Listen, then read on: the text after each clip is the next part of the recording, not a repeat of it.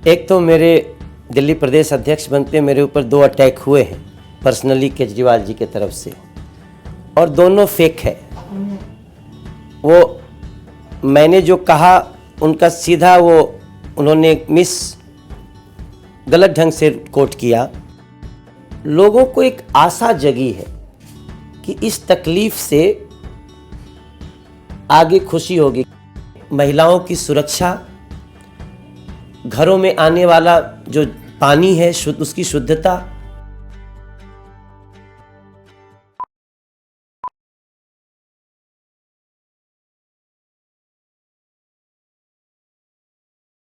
आपका जो रिसेंट अभी कंट्रोवर्सी हुई है वो फुल स्टेटहुड के कमेंट को लेके हुई है, इस पे अगर आप आपका क्या रिएक्शन है? Were you against full statehood या आप चाह रहे थे कि फुल स्टेटहुड हो पर कुछ कंडीशंस के साथ? बिकॉज आपने बहुत हमला किया है और उन्होंने कहा भी है कि ये साफ करे सेंट्रल लीडरशिप कि वो फुल स्टेटहुड के पक्ष में है या नहीं है। एक तो मेरे दिल्ली प्रदेश अध्यक्ष बनते मेरे ऊपर 2 अटैक हुए हैं पर्सनली केजरीवाल जी के तरफ से, और दोनों फेक है। वो मैंने जो कहा उनका सीधा वो उन्होंने गलत ढंग से कोट किया। पहला तो उन्होंने मुझे मेरा कोई फेक आईडी से किसी का रिट्वीट दिखाया कि मैं लड़कियों को गाली देता हूँ। तो खैर वो तो मेरा 20 साल का जो सार्वजनिक जीवन है, तो उसमें केजरीवाल जी को बहुत दिन पढ़ना पड़ेगा मनोज तिवारी का संस्कार कितना गहरा है। तो फेक आईडी 2014 चुनाव के टाइम में इन्हीं लोगों ने एक बनाई थी फेक आईडी, उससे ट्वीट किया और उसको ला के दिया कि मैं लड़कियों को, मैं एक बेटी का बाप भी हूँ और मैंने डिसाइड किया है कि मैं बेटी ही रहेगी मेरे पास, बेटी बेटे से बड़ी है, ऐसा मैं व्यक्तित्व अपने अंदर लाने की कोशिश किया। दूसरा जो उन्होंने किया दिल्ली स्टेटहुड, मैंने उसमें ईटीवी के एक इंटरव्यू में बोला हुआ है कि ये हमारे मैनिफेस्टो में है और बीजेपी इसको बहुत गंभीरता से ले रही है। बहुत समय से चाहती थी, जब यहाँ कांग्रेस की सरकार दोनों तरफ थी, दिल्ली में भी और केंद्र में भी, तब भी उन लोगों ने नहीं किया उसको। बीजेपी इसके पक्ष में है। इस कार्यक्रम में बाधा केजरीवाल जी बने हैं, जिस दिन उन्होंने गणतंत्र दिवस परेड का विरोध किया। मैं समझता हूं देश में हर व्यक्ति इसको एक थ्रेट के रूप में लिया है। हालांकि संविधान में स्पष्ट रूप से जो 229 AA का कॉलम है वो अपने आप में बताता है कि क्या क्या हो सकता है, लेकिन हम कभी नहीं कहे कि हम स्टेटहुड के खिलाफ हैं। हमने सिर्फ एक क्वेश्चन उठाया कि अगर कोई व्यक्ति अपने को कहे मैं एनार्किस्ट हूँ और उस शो भी कर दे कि मैं गणतंत्र दिवस का परेड भी रोक सकता हूँ, तो फिर इस पे समीक्षा होनी चाहिए कि क्या प्रावधान होने चाहिए इस कार्य के लिए। मैंने समीक्षा की बात की है, उस समीक्षा में कुछ भी निकल के आए मुझे नहीं पता, हमारी पार्टी के तो मैनिफेस्टो में है। मेरा उससे कोई, न तो मैंने ये बोला कि नहीं बनना चाहिए, न मैंने बोला बनना चाहिए। मैंने बोला हमारे मैनिफेस्टो में है, इस पे एक बार समीक्षा की ज़रूरत है। Do you ever think that BJP and Arvind Kejriwal's relationship will improve? क्या ये मुमकिन है कि in the near future there will be a better relationship? मुझे इसकी आशा नहीं है, क्योंकि वो हिट एंड रन की पॉलिसी पे हैं। वो कोई भी बात कह के उसकी प्रामाणिकता देना नहीं चाहते हैं। और अब बीजेपी क्या है, तो जनता, मैं कल एक दलित भाई बहनों के बहुलता वाले बस्ती का रियलिटी चेक किया और लोग मुझे खाना भी खिलाए, 15-20 लोग बैठे थे साथ में, और एक औरत गुल्लक लेके आती है, प्लास्टिक में गुल्लक को रखी हुई थी, अभी फोड़ा नहीं हूँ, उसमें पता नहीं क्या क्या है, कितना है, लेकिन उसने देते हुए मुझे कहा कि इस केजरीवाल का अंत करना है तुम्हें। I have video. उस घर में एक बच्चा जो 1.5 साल का है, वो बार बार बोल रहा है मोदी जिंदाबाद, मोदी जिंदाबाद। मैं हो सकता है कि कोई उसको सिखा दिया हो, लेकिन उन बस्तियों में भी लोग अब मोदी जिंदाबाद सिखा रहे हैं, ये एक बड़ा संकेत है।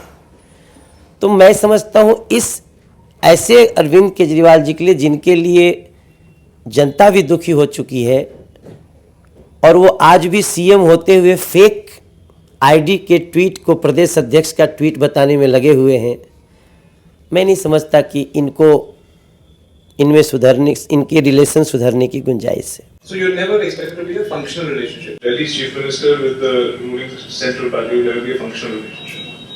मुझे नहीं लगता है ऐसा होगा। उसके 2-3 और कारण है। दिल्ली का सीएम दिल्ली में है ही नहीं, सीएम विदाउट प्रोफाइल, क्या बोलते हैं, पोर्टफोलियो, मेरी अंग्रेजी थोड़ी कमज़ोर है। सीएम विदाउट पोर्टफोलियो, 67 सीट दे दिए दिल्ली ने कि आप दिल्ली के सीएम बनो, और अभी सीएम कौन है मुझे वो चश्मा लगा के देखना पड़ रहा है कि वही सीएम ऑफ दिल्ली एक्चुअली है कौन।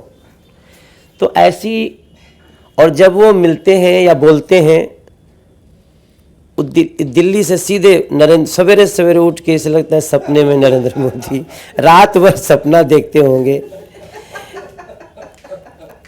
देखिए, मैं एक आर्टिस्ट भी हूँ, मैं हर चीज़ को बहुत संवेदनशीलता से देखता हूँ। कभी दिल्ली में पॉल्यूशन फ्री दिल्ली कैसे हो, कोई प्लानिंग ही नहीं है। इस दिल्ली के जो ग्रामीण व्यवस्था है, जो देहात है, उनका कैसे भला हो, कुछ अनियमित कॉलोनियों कैसे ठीक किया जाए, इस पे कोई किसी पे उनका एक भी काम नहीं हुआ अभी तक। हम चाहते हैं जितना छला गया है अनियमित कॉलोनियों के राजनीति में दिल्ली को, अब उसको पूरा करने का समय आया है और हम उसको करेंगे। सर, आप दिल्ली बीजेपी चीफ बनने के बाद डीमोनेटाइजेशन पे बहुत सारे प्रोग्राम्स किए, दिल्ली का कैसा फीडबैक मिला और क्या क्या प्रॉब्लम्स, क्योंकि शहर और गांव की प्रॉब्लम हो सकता है कुछ अलग हो, तो दिल्ली में क्या प्रॉब्लम देखने को मिली, या आपको लगा कि व्यापारी वर्ग से भी मिले आप लोग, तो क्या क्या प्रॉब्लम्स उन्होंने बताई? मैं सरकार का एक अंग हूँ, वो हमसे तो बोलेंगे नहीं, लेकिन आमतौर पे लोगों को एक आशा जगी है कि इस तकलीफ से आगे खुशी होगी। क्योंकि कई लोग ना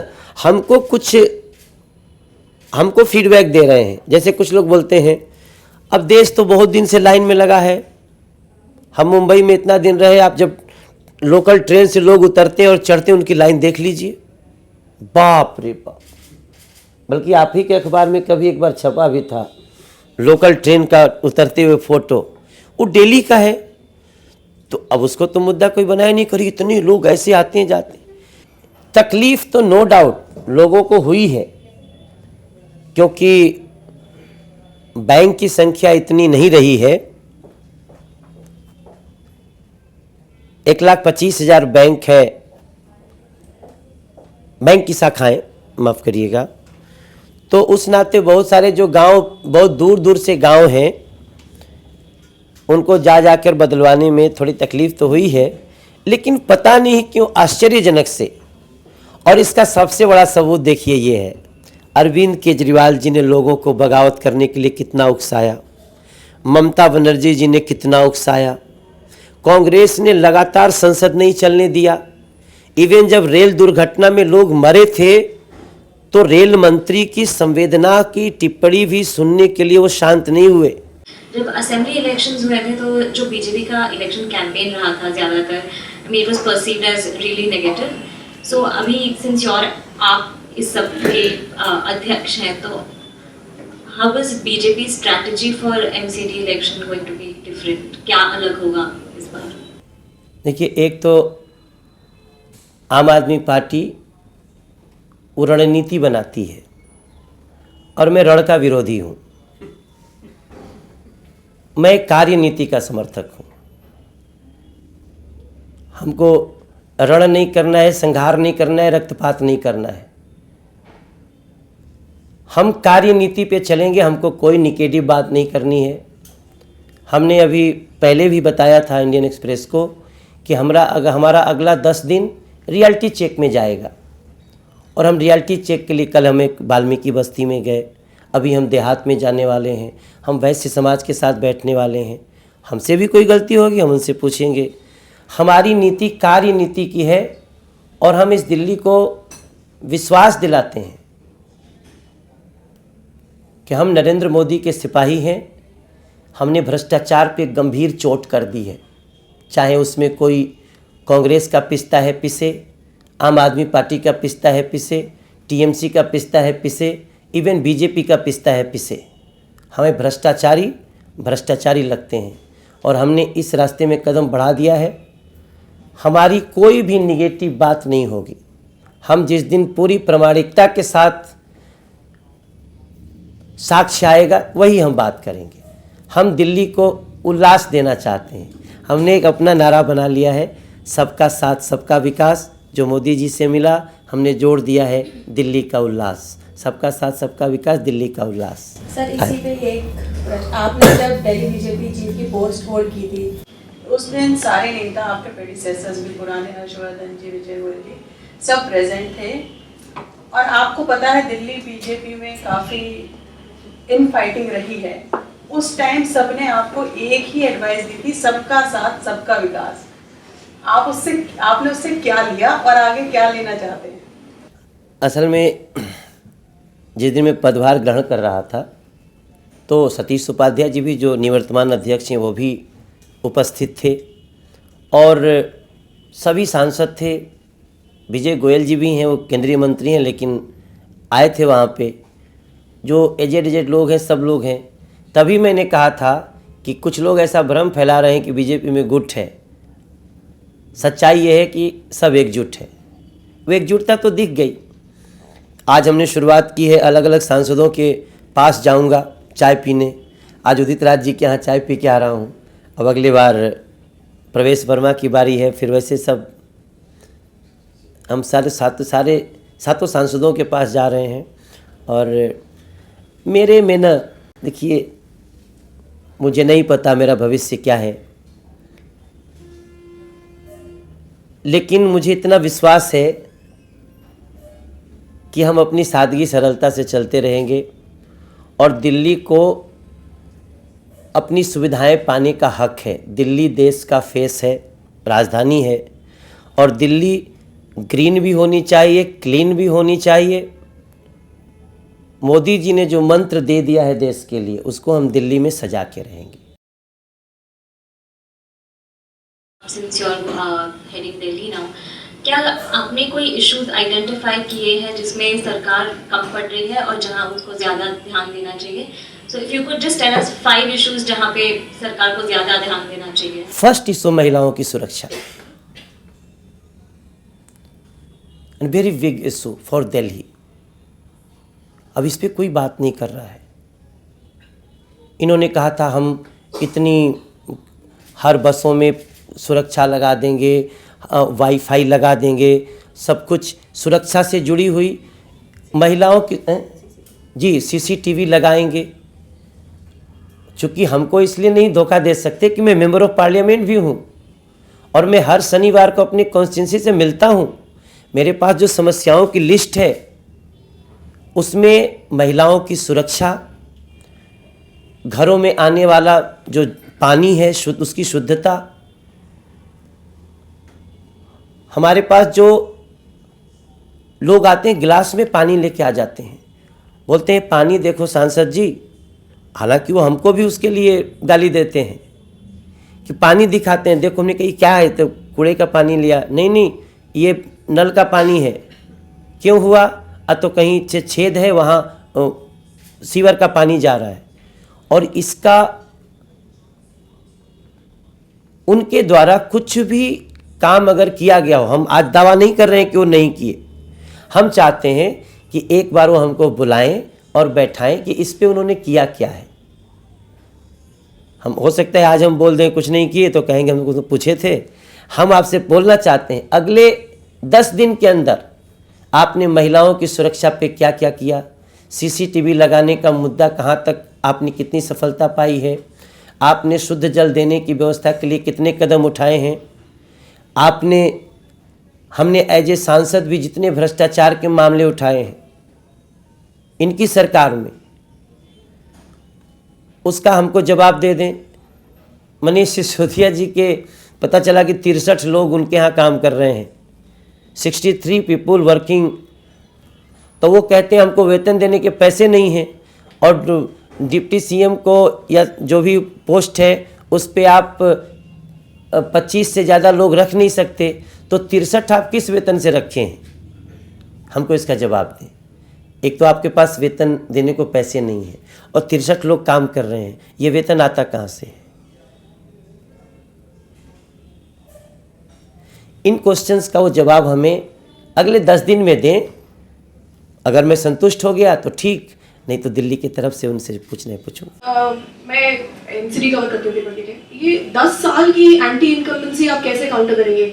आपके 10 साल बीजेपी 10 साल होने के बाद भी 398 रैंक आपके स्वच्छ भारत रैंकिंग जो आपकी ही गवर्नमेंट ने कराया है उसमें आ रहा है, तो उसको कैसे काउंटर करेंगे? और आपने प्रचार शुरू कर दिया कि Congress already door to door जा चुकी है, अपने सर्वेज उन्होंने कर लिए हैं, आपका ये सबसे बड़ा चैलेंज हो सकता है। आपने अभी अभी कार्यभार संभाला है, तो हमने तो कार्रवाई कर दी। हमारा डीमोनेटाइजेशन किसके ऊपर कार्रवाई है? भ्रष्ट अधिकारियों के ऊपर, भ्रष्ट नेताओं के ऊपर।